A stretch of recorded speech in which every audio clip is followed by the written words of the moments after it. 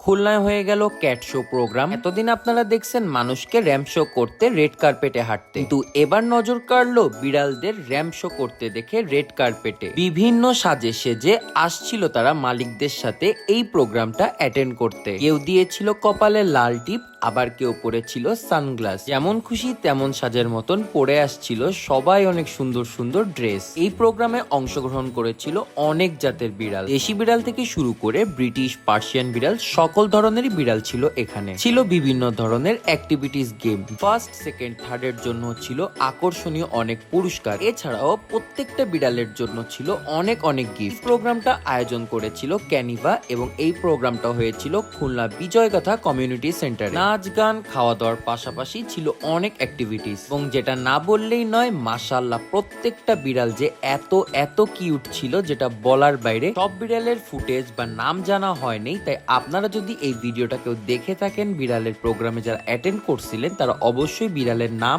আর ছবিটা কমেন্টে জানাই যাবেন।